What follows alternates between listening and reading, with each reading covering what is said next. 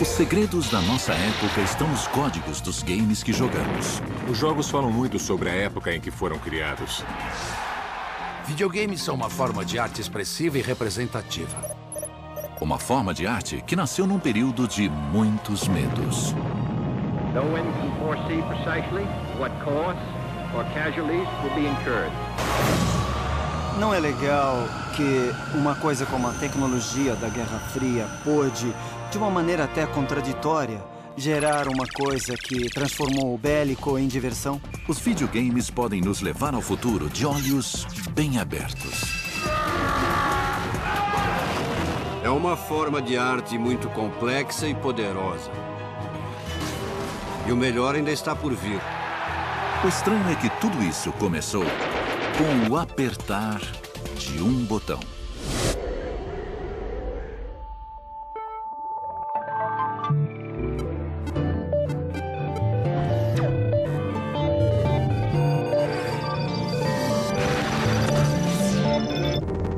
A era do videogame.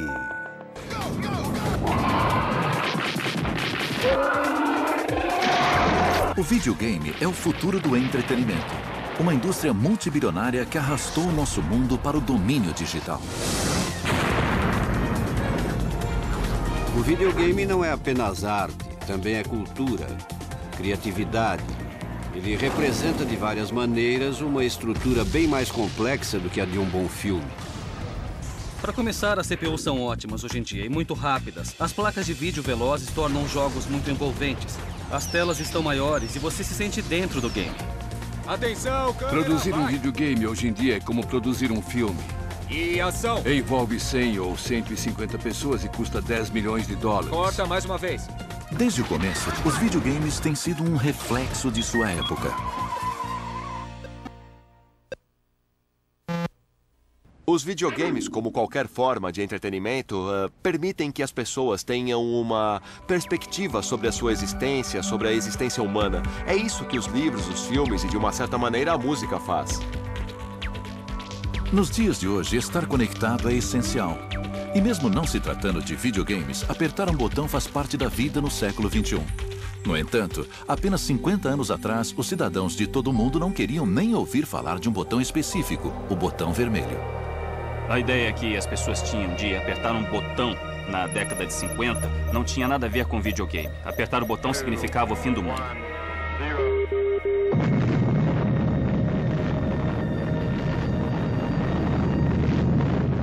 Eu morava perto de uma base aérea chamada Hill Air Force Base.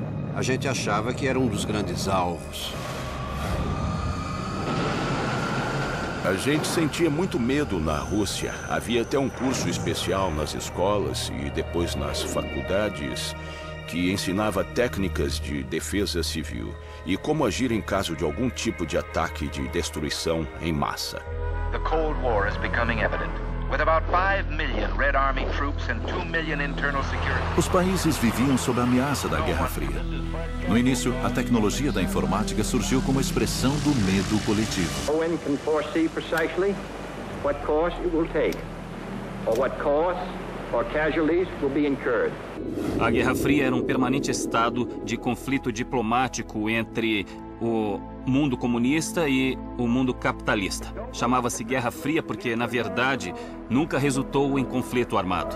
President Kennedy ordered a blockade of Cuba and demanded that Russia remove this threat to peace. A Guerra Fria se tratava de opor uma simulação contra a outra, e os jogos usavam a tecnologia da simulação.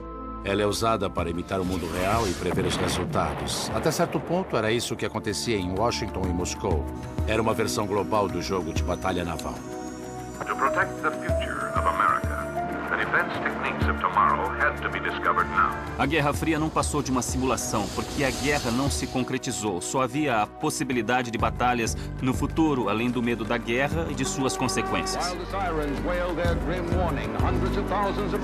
Estas simulações virtuais e os primeiros computadores da Guerra Fria refletiam os temores, mas não traziam alívio. O jogador não podia controlar os mísseis.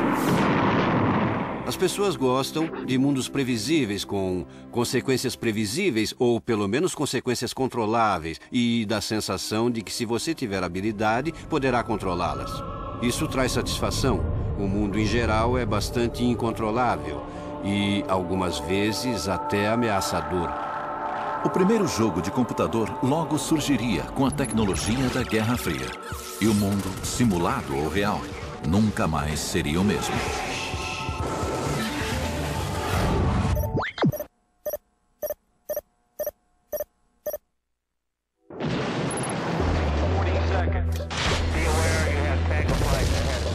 Na década de 50, a Guerra Fria resultou no desenvolvimento de tecnologia computadorizada para simular lançamentos de mísseis e combates.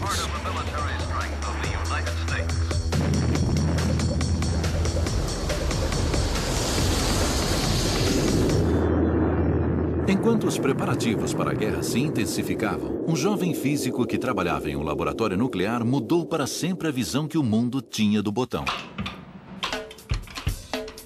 Em 1958, William Willie Higginbotham, que havia trabalhado na primeira bomba atômica, transformou duas linhas rudimentares e uma bola na primeira experiência interativa de entretenimento em computador, o tênis para dois. Todo fim de semana, as pessoas competiam para ver quem inventava a coisa mais legal. E Willie Higginbotham teve a ideia de transformar o osciloscópio em um jogo de tênis. Era a expressão de uma certa energia rebelde adolescente trabalhando em paralelo com projetos militares. Era um equipamento muito caro na época e foi transformado em um jogo. De repente, os computadores ganharam uma utilização que ia além dos cálculos militares. Mas conforme a guerra evoluía, também evoluíam os jogos e os jogadores. Laika, first space traveler, was ready for the takeoff. And here it is. Eu lembro do burburinho gerado pelos cachorros que foram para o espaço. Eu até me lembro dos nomes, sabia? Belga, Strelka, alguma coisa assim. Shortly after Laika's flight, the Russian Man in Space program began. The same centrifuge that tested Laika was now adapted for human experiments. Com certeza, o voo de Gagarin foi um grande evento em 1961. Major Yuri Alexeyevich Gagarin was launched into orbit around the Earth. Yuri Gagarin deu o primeiro passo para a conquista do espaço pela União Soviética. Mas os norte-americanos estavam bem perto. We choose to go to the moon in this decade and do the other things. Not because they are easy, but because they are hard.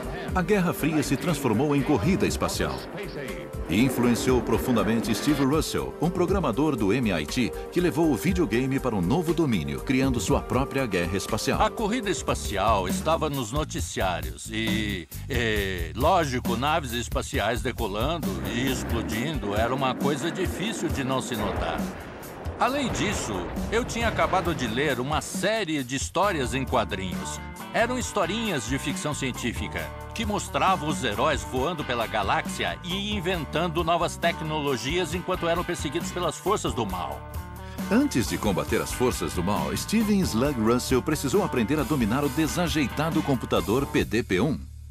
Este é o PDP-1, o primeiro computador que eu conheci. Como qualquer PC moderno, ele pode ser ligado com um único toque. Na época era considerado um microcomputador porque era tão pequeno quanto uma geladeira. Custava $120 mil e fazia operações simples, como digitação e funções de calculadora. Os programas eram caros, então ele era uma máquina de escrever e calculadora bem cara. Ele não fazia nada de espetacular, era meio sem graça. Então devem ter pensado, ah não, a gente pode fazer uma coisa bem mais legal com esse PDP. A gente acabou inventando duas naves espaciais que jogavam torpedos uma contra a outra. Ah, legal. Mas isso tá meio chato, não dá pra explodir nada? Tá. Se Tênis para Dois era uma distração despretensiosa da Guerra Fria, o jogo de Steve Slug Russell era uma expressão direta da corrida espacial e do medo generalizado da guerra espacial. Era um reflexo da época. Existia aquela paranoia com os soviéticos, um medo de os comunistas atacarem. O jogo atingia diretamente o inconsciente coletivo da sociedade e dizia, estamos com medo, a guerra pode estourar. Foi um acontecimento notável e à frente do seu tempo, e ele me influenciou profundamente. Foi o jogo de computador mais popular durante 2 anos, até porque era o único que existia. A compilação de instruções do jogo era passada de programador para programador. Qualquer instituição com um computador PDP-1 inevitavelmente tinha uma versão de Space War. Ele se tornou um programa aberto e nós dávamos cópias das instruções para qualquer um que pedisse e quisesse. Eram caras jovens, na faixa dos 20 anos, e faziam parte de um grupo que pode ser considerado a primeira geração de hackers.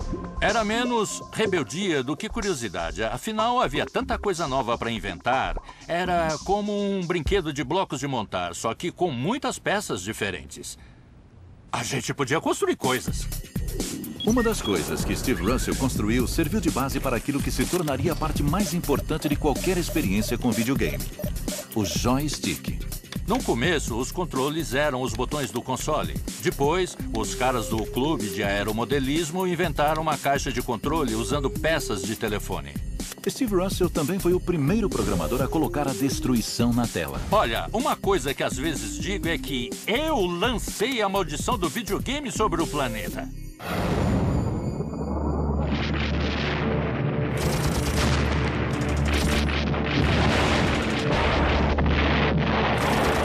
Com os conflitos da Guerra Fria na Coreia, em Berlim e no Vietnã, a década de 60 ameaçou levar o mundo ao caos. E a televisão estava presente para documentar os lances do combate. Mas não havia como interferir no que acontecia na tela. A televisão nos mostrou cenas de completo desespero. A TV havia se tornado a visão do napalm e das criancinhas vietnamitas correndo das bombas. A televisão virou uma máquina da dor.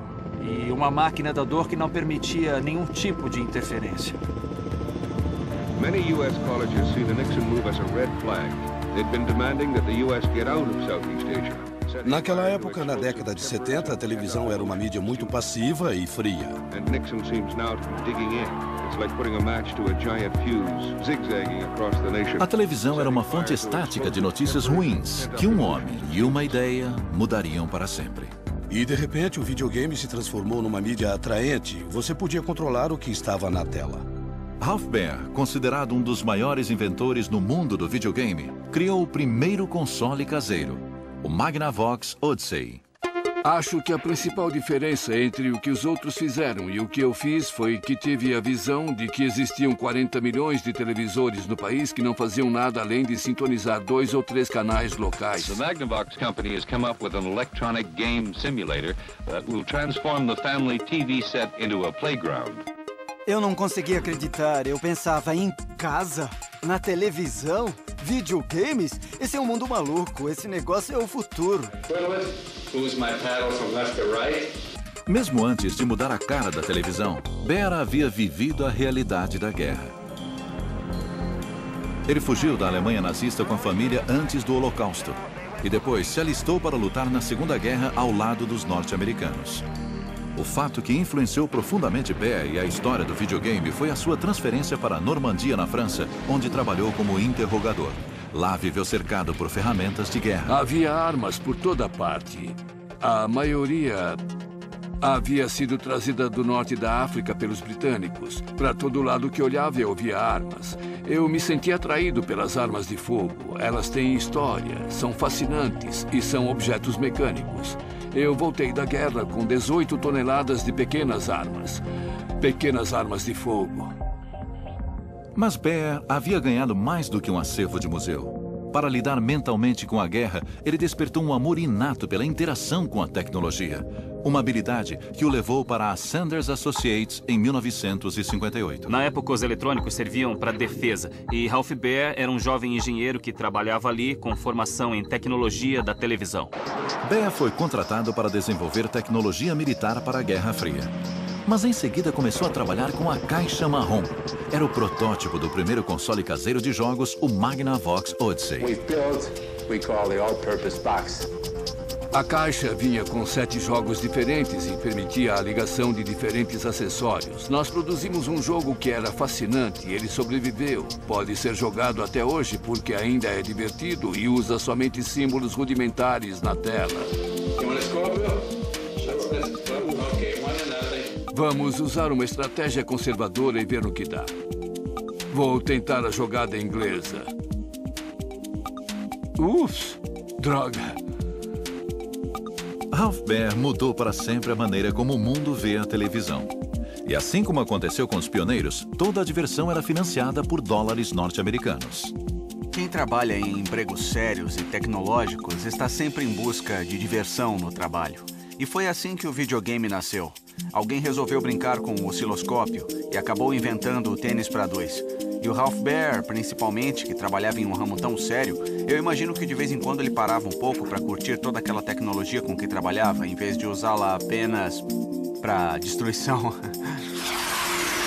Como qualquer outra indústria tecnológica de hoje, a indústria do videogame não existiria se não fossem as Forças Armadas. Foram os militares que investiram em pesquisa com computadores na Segunda Guerra Mundial para calcular trajetórias de mísseis, por exemplo. A indústria do videogame e as Forças Armadas estão juntas desde o início. Ok, I got you. Driver up, fire.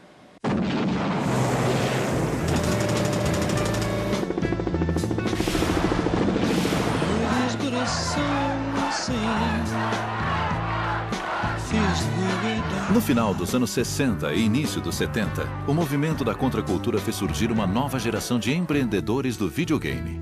Nolan Bushnell, fundador da Atari, foi um dos primeiros. Foi a Era de Aquário.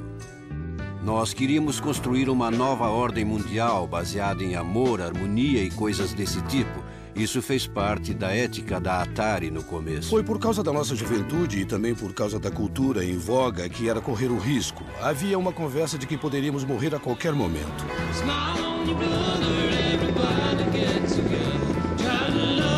Havia uma atitude de aproveitar a vida ao máximo e de não deixar nada para amanhã. Nós fazíamos parte dessa cultura. Por que não fazer o mesmo?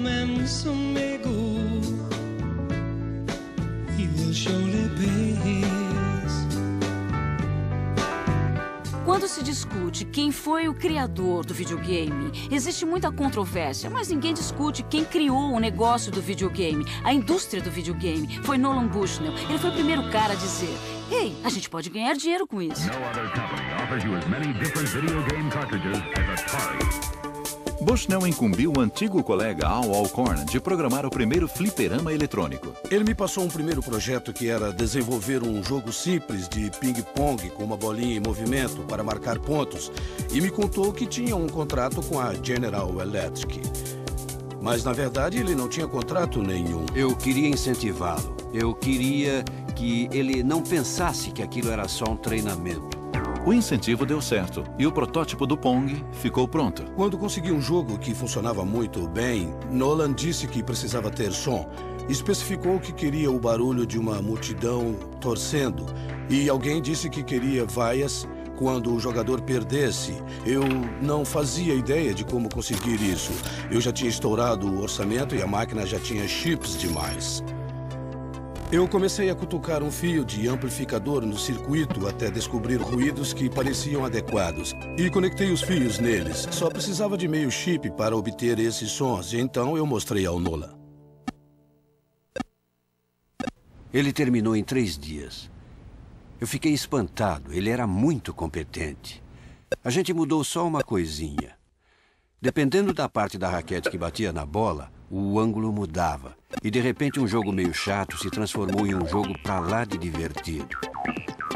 Aquela pequena alteração foi uma mudança da água pro vinho. A Atari lançou o Pong no mercado mundial em 1972. Assim nascia a indústria do videogame. Pong foi o começo de tudo. Pong foi o primeiro videogame que as pessoas podiam jogar fora de um laboratório científico. Eu escrevi as primeiras instruções para o Pong, que eram: primeiro passo, inserir a moeda. Segundo passo, a bola é sacada automaticamente. Terceiro passo, não deixe a bola escapar para fazer pontos. Era só isso, muito fácil de jogar. O pessoal da minha época se lembra da primeira vez que jogou Pong, da mesma forma que as pessoas se lembram do assassinato de Kennedy, porque tínhamos o poder do pixel. Don't watch television tonight. Play it. Foi criado em um pub em Liverpool, na Inglaterra, e o meu pai, um belo dia, apareceu com um móvel bem grande que 2 caras estavam carregando para dentro do bar. Era desse tamanho. Claro que era o Pong, o ancestral de todo videogame. Outra coisa estranha do Pong é que era um jogo para 2 pessoas. Precisava de 2 jogadores. Não dava para brincar sozinho. Pong era um tipo de competição parecido com pedra, papel e tesoura. Era um jeito diferente de competir, de derrotar alguém e de provar que você era o maioral. Foi bem no início do movimento de liberação feminina. Women and all the minorities, that all of us must stand up together and say no more. Maybe the men aren't ready for it, but the revolution is on. The women of America are marching, more of them in the East than anywhere Era else. aceitável que as mulheres recém-liberadas entrassem em um bar e dissessem: quer jogar Pong? Eu pago. As mulheres têm uma coordenação dos músculos pequenos melhor do que a dos homens. Por isso, as mulheres jogavam Pong, em geral, melhor do que os homens. Foi a primeira vez, em muitos casos, que numa situação de igualdade, uma mulher podia vencer um cara. Para falar a verdade, as mulheres passaram a poder frequentar bares e ganhar dinheiro. Eu acho que o Pong surgiu numa época em que os Estados Unidos estavam passando por um momento histórico meio grave. Havia o Vietnã, o movimento pelos direitos civis e outras coisas. A década de 70 hoje parece muito mais frívola do que a de 60, que foi um período muito intenso. Mas eu não acho que os videogames tenham criado essa sensação de frivolidade. Acho que isso foi apenas o sintoma de uma tendência que as pessoas tinham de se recolher mais em casa e de convidar os amigos. Todo mundo estava meio sério e preocupado. Acho que essa é uma análise mais justa da época. Mesmo que tudo no mundo fosse perfeito, ainda haveria necessidade de diversão. O jogo faz parte da natureza dos mamíferos de todas as espécies. Cachorrinhos brincam, macacos brincam, seres humanos brincam em todas as partes do planeta. A gente brinca junto com os outros. Higginbottom, Russell, Bear, Bushnell, estes pioneiros, conscientemente ou não, canalizaram os nossos medos coletivos para suas criações virtuais. Era evidente que o mundo era maçante e o videogame se tornou a perfeita arma de distração em massa no mundo inteiro.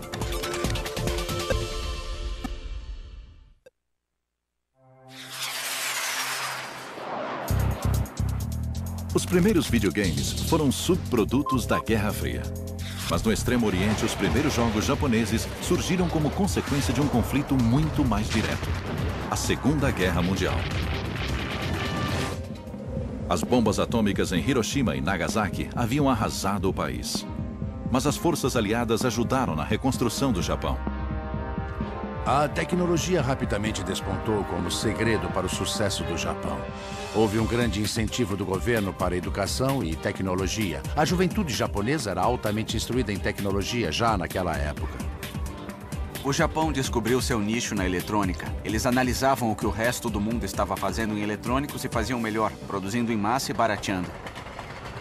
Mas as antigas feridas ainda não estavam cicatrizadas. Se observarmos a cultura japonesa do pós-guerra, com certeza podemos notar o reflexo da experiência da bomba atômica em muitas das obras.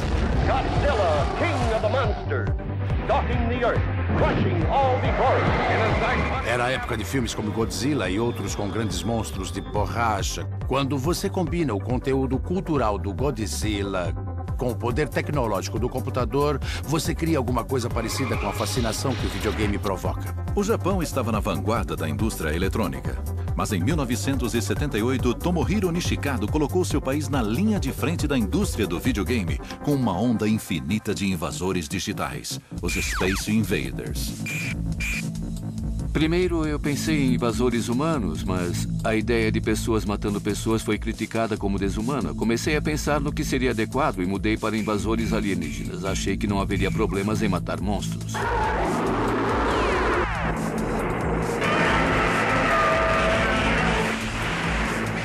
Eu acho que quando você olha para os Space Invaders, não é absurdo comparar os alienígenas que caem do céu com aviões sobrevoando o Japão. Claramente são armas de destruição em massa que estão vindo do céu. O que eu acho interessante no Space Invaders é que ele foi um dos primeiros jogos que mexeram com a fantasia. Quando você joga, tem a sensação de que sua área está sendo invadida e pensa, estes caras estão invadindo e estou na linha de frente para proteger a humanidade. Space Invaders mexeu com a mente dos japoneses. Milhões de adolescentes brincaram com o jogo e provocaram uma escassez de moedas de 100 ienes no Japão. O jogo foi um estouro e de um jeito que só poderia acontecer no Japão.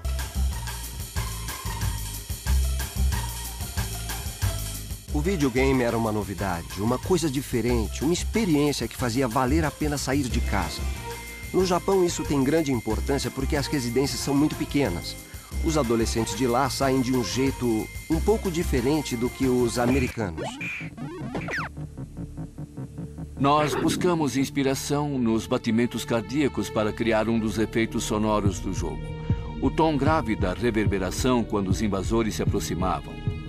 Hoje em dia é possível criar sons melhores, mas naquela época, quando as técnicas e os aparelhos eram limitados, era o melhor que podíamos fazer, mas acho que chegamos bem perto. Para pra pensar o que o jogo Space Invaders fez do ponto de vista de música e sons, eram só 4 notas e eram assim... Tan, tan, tan, tan, tan, tan, tan, tan. E o interessante é que eles mexeram com o ritmo.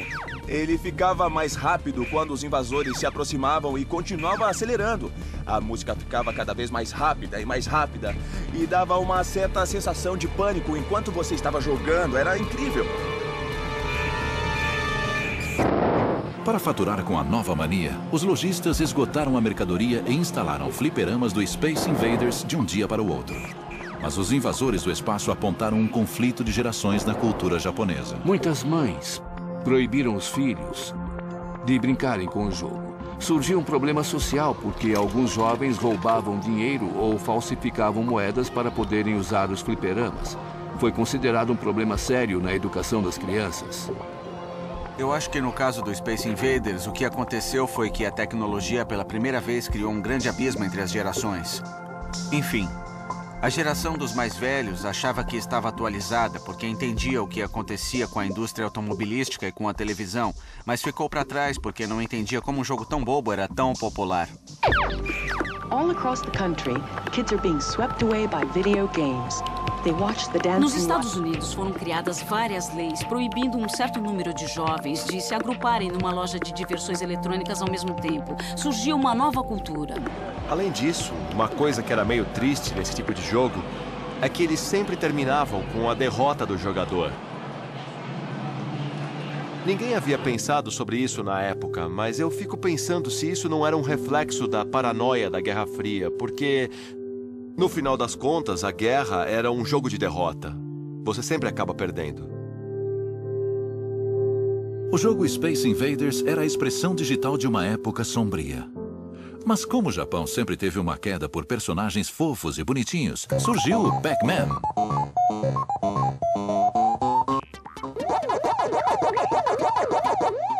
Quando o jogo apareceu, todo mundo achou ele tão colorido.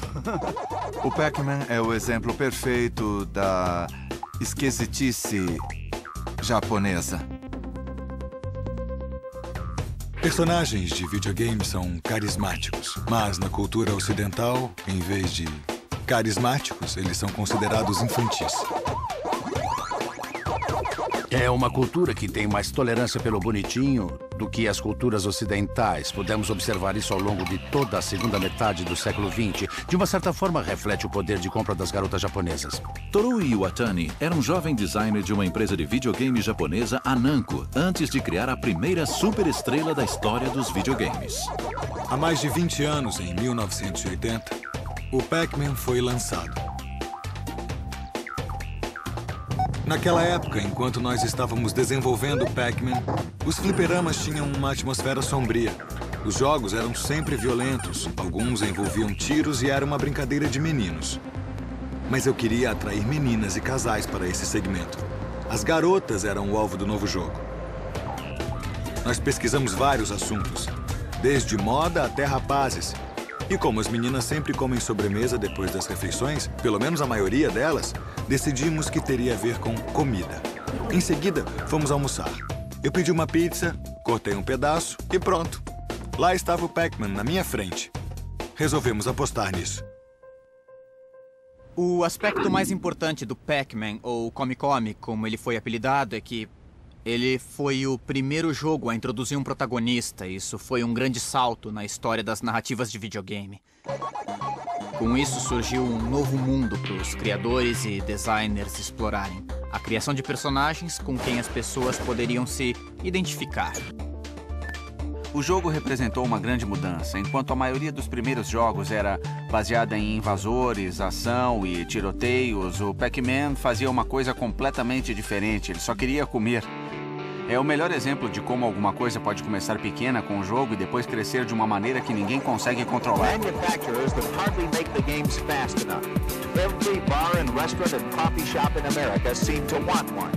É o jogo mais lembrado, mais querido e provavelmente o que mais provoca nostalgia nas pessoas. Eu acho difícil encontrar alguém na faixa dos 30 ou até dos 40 anos que não tenha passado pela experiência de jogar Pac-Man. Everybody playing. Men, women, children, families. It seemed like Pac-Man had taken over our lives. O Pac-Man deve ter sido responsável pelo início do merchandising, que significa pegar alguma coisa que foi criada para um propósito e transformar em outra completamente diferente, como música ou bicho de pelúcia. Havia brinquedinhos piegas, desenhos animados, criaturas com perninhas fazendo todo tipo de coisa e até a senhora Pac-Man.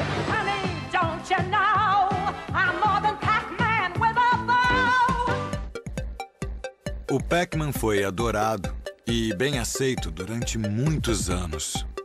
E as vendas nunca caíram. Já se passaram mais de 25 anos e o Pac-Man continua aí. Está durando um tempo incrivelmente longo.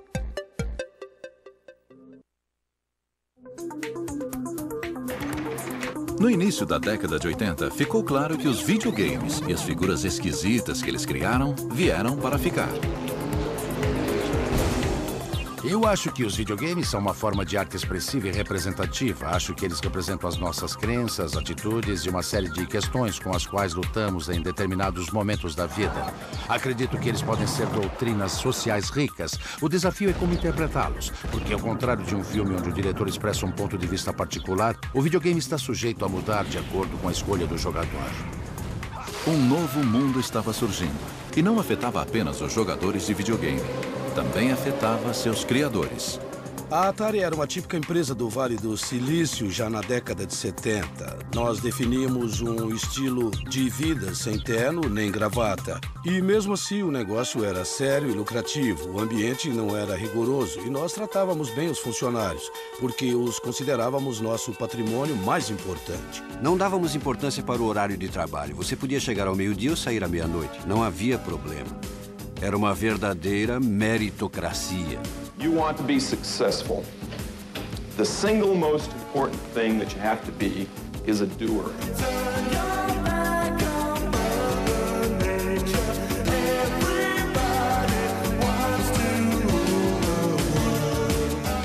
Mas também era uma época de muito dinheiro e negócios. E a Atari entrou no jogo quando Bushnell vendeu a empresa para Warner Communications. A decisão de vender foi resultado do cansaço, acima de tudo. No começo parecia lua de mel, mas com o andar da carruagem, eles começaram a estranhar o nosso estilo maluco de gerência, as nossas festas e a forma como nos divertíamos trabalhando. Mesmo com a nova gerência, o grupo de especialistas da Atari continuou a desenvolver tecnologia e começou a trabalhar em seu primeiro console caseiro, o Atari VCS. Quando desenvolvemos o Pong, criamos um chip integrado, um chip que só servia para jogar Pong. Para desenvolver outro jogo, tínhamos que desenvolver um chip inteiramente novo. Cada vez que desenvolvíamos o chip, eram necessários 9 meses de trabalho de engenharia. Então pedimos para o nosso grupo de pesquisadores de Grass Valley criar em 3 meses o protótipo daquilo que se tornou o VCS. O VCS foi rebatizado de Atari 2600. Depois de negociar os direitos do Space Invaders com a Taito em 1980, o brinquedo foi o presente de Natal mais cobiçado pelas crianças. O Atari levou o fliperama para dentro de casa. Ganhei um no Natal. Joguei durante tanto tempo que a namorada do meu pai veio me dizer que já haviam se passado 2 dias e que eu precisava tomar banho. A Atari faturou $100 milhões com cada um de seus cartuchos. Mas o novo ambiente corporativo da empresa estava destruindo aos poucos os alicerces artísticos que lhe davam sustentação. É interessante o fato de ter surgido uma certa raiva entre a gerência da Atari, principalmente depois que ela foi comprada pela Warner, e os programadores. Como recebiam salários de até $20 mil por ano para desenvolverem os jogos, que se tornavam cada vez mais lucrativos, os criadores começaram a questionar por que não levavam um mérito. Eles tinham medo de fortalecer as pessoas. Eu acredito que as pessoas merecem ser valorizadas no ambiente de trabalho. Aquele tipo de hierarquia que surgiu era justamente o que havíamos tentado evitar inicialmente dentro da Atari. Bom, pouco tempo depois, 4 caras saíram, montaram uma empresa chamada Activision e começaram a vender os seus próprios cartuchos, que eram ótimos. Esse foi o fim do monopólio da Atari. Eu me tornei insuportável para a gerência da Atari, porque comecei a chamá-los de idiotas. Mas não é nada bom fazer isso com caras que são de Nova York e andam de terno. Isso culminou em uma reunião do conselho no meio do ano, e eu fui demitido em janeiro do ano seguinte.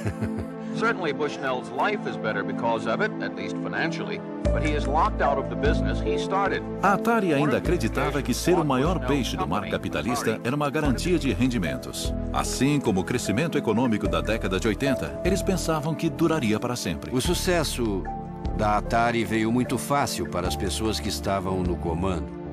Eles não perceberam que era preciso tomar cuidado e acharam que não precisavam se esforçar muito. O Atari perdeu a graça.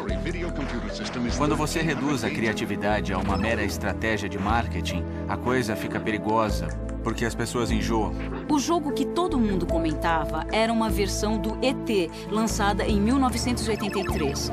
Ela era tão ruim que o Al Alcor, o criador do Pong que trabalhava na Atari, começou a chorar quando viu. O presidente da Warner fez um acordo com Steven Spielberg e nós pagamos uma quantia assombrosa. 10 milhões, se não me engano. Ele foi criado a baixo custo, na correria, para ser lançado às pressas no mercado. E as crianças correram para comprar o jogo e logo descobriram que o que haviam adorado na telona era terrível no videogame. Na verdade, havia tantos cartuchos encalhados que a gente precisava se livrar deles de alguma maneira. Eles foram jogados em um aterro sanitário, mas a notícia se espalhou e então a Atari mandou cobrir o aterro com cimento para dar um sumiço neles, com a desculpa de que eram cartuchos defeituosos. O único defeito era que eles não vendiam. Pois é, a coisa ficou feia perto do fim. Sales of Atari video games dropped off sharply. Em 1983 foi o ano do grande desastre. No final da década de 70, quando você conversava com as pessoas que fabricavam games, elas diziam que nesse ramo era só tirar um jogo novo para cima e esperar o dinheiro cair de volta. Então o que aconteceu foi que todo mundo tentou entrar no mercado. Eram muitos concorrentes. Dezenas e dezenas de empresas. O público ficou tão saturado com os jogos e vários deles eram tão ruins que as pessoas perderam completamente o interesse pelo brinquedo. No matter how great the graphics sounds are, still there's something a little bit boring right now about shooting a Martian or something. The big crash. Not since 1929 has an industry fallen so far, so fast. The victim of oversaturation. No final, a baixa qualidade dos cartuchos para o Atari 2600 e o surgimento de jogos para computadores pessoais foram demais. A indústria do videogame havia se estabelecido como um negócio legítimo, e como qualquer negócio tinha momentos bons e ruins. Tornar-se obsoleto era só uma questão de tempo. Foi o que aconteceu com a Atari, uma morte repentina e dolorosa, mas eu já sabia. Ela já estava morta para mim em 1981, mas foi em 1983 que realmente acabou acontecendo. Burrice. Eu ganhei mais dinheiro vendendo as ações da Warner, porque previ o que aconteceria, do que ganhei com a venda da Atari. Não, isso é mentira. Mas eu me dei muito bem, vendendo as ações de qualquer forma. O jogo foi reiniciado e as portas estavam abertas para qualquer um que tivesse interesse por videogames e cabeça de programador. A aventura estava começando.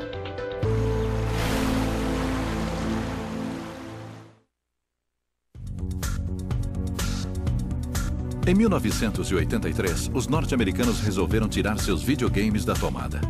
Mas do outro lado do globo político, no regime comunista da antiga União Soviética, Alexei Pajitnov juntou as peças para criar um dos jogos mais viciadores de toda a história do videogame: o Tetris. O início dos anos 80 foi uma época muito difícil, porque havia uma estagnação absoluta na política. O moral andava muito sombrio, não tínhamos mais esperança. E também não havia muita diversão. Sempre havia algum filme ou peça de teatro, mas de uma forma geral, a vida não era pensada para o entretenimento. Eu passava 14 horas por dia no meu trabalho e ficava brincando com o computador como os jovens hackers de hoje em dia. Em 1985, Alexei passava o tempo como funcionário da equipe de ciências da computação na Academia Russa de Ciências. Mas aquilo não era o que realmente me interessava. Eu gostava mesmo de todo tipo de pequenos jogos, diversões e quebra-cabeças. Ele concebeu uma ideia que era de um caráter puramente matemático, de pensar em todas as diferentes maneiras de configurar e juntar um conjunto de blocos e depois encaixá-los num quebra-cabeça que não fosse bidimensional, mas com peças caindo em movimento. Eu comecei a imaginar peças caindo. Você poderia girar e movê-las de um lado para o outro para escolher onde encaixar. Essa era a ideia básica do Tetris.